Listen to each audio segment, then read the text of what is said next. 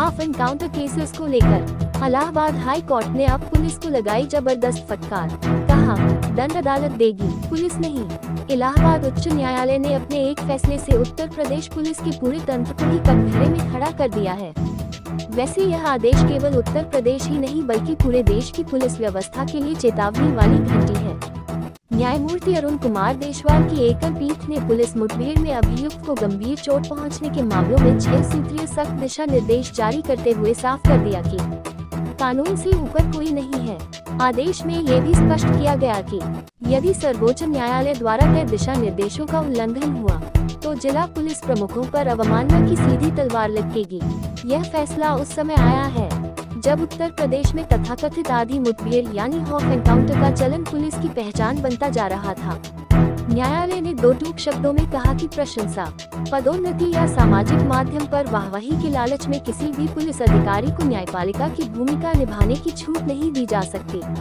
हम आपको बता दें कि न्यायालय ने अपने आदेश में पुलिस की कार्यप्रणाली पर तीखा प्रहार करते हुए कहा कि कई मामलों में पुलिस अधिकारी बिना किसी वास्तविक आवश्यकता के आग्नेयास्त्र का प्रयोग करते हैं और अभियुक्त के घुटने के नीचे गोली मारकर उसे अपाहिज बना देते हैं। इसे आम बोलचाल में आधी मुठभेड़ कहा जाता है।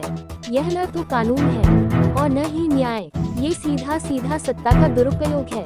न्यायालय ने ये भी नोट किया कि अनेक मामलों में पुलिस दल का कोई भी सदस्य घायल नहीं होता, जिससे ये सवाल उठता है कि गोली चलाने की आवश्यकता और अनुपातिकता आखिर थी ही क्यों। हम आपको बता दें कि यह आदेश सर्वोच्च न्यायालय के उस ऐतिहासिक फैसले की पृष्ठभूमि में आया है जो People's Union for Civil Liberties बनाम महाराष्ट्र राज्य मामले में दिया गया था।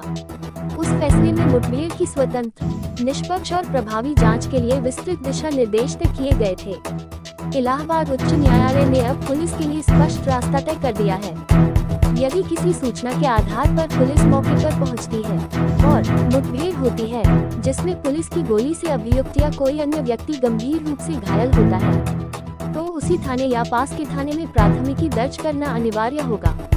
ये प्राथमिकी उसी पुलिस दल के प्रमुख द्वारा दर्ज की जाएगी, लेकिन जांच उसी दल द्वारा नहीं होगी। जांच CBCID या किसी अन्य थाने की पुलिस टीम करेगी, जिसकी निगरानी उस अधिकारी के हाथ में होगी जो मुठभेड़ में शामिल दल के प्रमुख से कम 1 रैंक ऊपर हो। साथ ही प्राथमिकी में किसी पुलिसकर्मी का नाम अभियुक्त के रूप में लिखना जरूरी नहीं होगा। केवल यह उल्लेख होगा कि दल STF का था या नियमित पुलिस का। इसके अलावा घायल अभियुक्त को तत्काल चिकित्सा सहायता देना अनिवार्य होगा। चिकित्सक की ओर से फिटनेस प्रमाणित करने के बाद अभियुक्त का बयान मजिस्ट्रेट या चिकित्सक द्वारा दर्ज किया जाएगा। पूरी जांच के बाद रिपोर्ट सक्षम न्यायालय को भेजी जाएगी, जो सर्वोच्च न्यायालय द्वारा तय प्रक्रिया के अनुसार आगे की कार्यवाही करेगा। न्यायालय ने ये भी साफ कर दिया कि मुठभेड़ के तुरंत बाद किसी भी पुलिस अधिकारी को विशेष पदोन्नति या वीरता पुरस्कार नहीं दिया जाएगा। ऐसे किसी भी सम्मान पर तभी विचार होगा जब एक स्वतंत्र समिति यह सिद्ध कर दे कि वास्तविक वीरता बिना किसी संदेह के साबित हुई है। साथ ही यदि घायल व्यक्ति का परिवार यह पाता है कि जांच निष्पक्ष नहीं है या प्रक्रिया का पालन नहीं हुआ, तो वह संबंधित क्षेत्र के सत्र न्यायाधीश के समक्ष शिकायत कर सकता है। सत्र न्यायाधीश शिकायत की गंभीरता देखते हुए राहत देगा और जरूरत पड़ने पर मामला उच्च न्यायालय को भेज सकता है। न्यायालय ने ये भी प्रावधान किया है कि मुठभेड़ में मृत्यु या गंभीर चोट के मामले में यदि पुलिस की निष्क्रियता सामने आती है तो पीड़ित पक्ष न्यायाधीश के समक्ष आवेदन कर सकता है।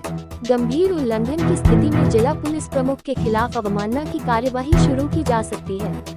देखा जाए तो उच्च न्यायालय ने साफ संदेश दिया है कि मुठभेड़ न्याय का विकल्प नहीं है। पुलिस यदि न्यायाधीश बन बैठी तो लोकतंत्र का संतुलन बिगड़ जाएगा।